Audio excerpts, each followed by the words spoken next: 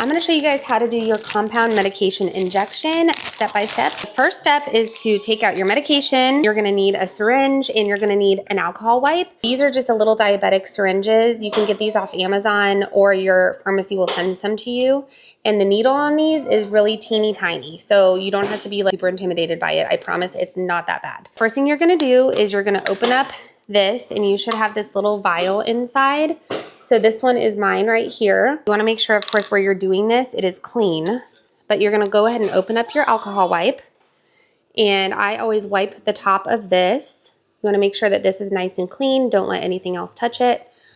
And then I always let it dry a second because if you inject when the alcohol is still wet, then it'll sting. So your pharmacy should send a little instruction pamphlet. So go ahead and read these instructions. And if you guys have any questions, reach out to your team or your doctor because you want to make sure that you're injecting the correct amount. I started on 2 milligrams. I'm actually going to be taking 5 milligrams. So for me, that's going to be 50 units. 50 units is 50. Read your labels carefully. What you're going to do is you want to take this, both of these off, fill this with air to your dose. Take, sorry, my 2-year-old's having a meltdown. Take your empty syringe filled with air, stick it into your vial, straight down, 90-degree angle, push the air into the vial, and then you want to turn it over, slowly draw back the medication until your dose. So if it's 30, you go to the 30. If it's 40, you go to the 40, and so forth. So mine is 50 because that is, I'm going to be taking 5 milligrams, and that is how mine is dosed.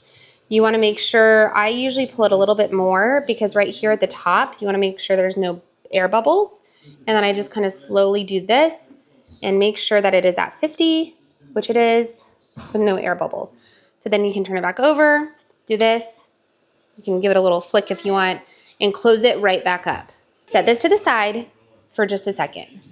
I usually put my vial right back into this. I keep it in this just to keep it clean and everything. And I store it in the bag that it came in the fridge. That's just how I do it. You can do it however you want to do it. So now that we have it all drawn up and everything, we have the correct dose, it's time to inject. So you can inject back of the arm, you can inject on your leg, you can inject in your belly. I'm gonna do it in my belly because we're going on a trip and it seems to work for me and I don't get too sick. So to inject, you wanna take another alcohol swab, and I just buy these in bulk from Amazon.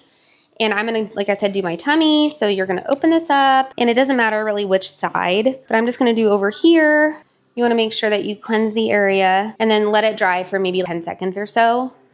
Gosh, my stomach is very white. And then you're gonna take your medication, take the top off, and it's subcutaneous. So I just squeeze a little bit.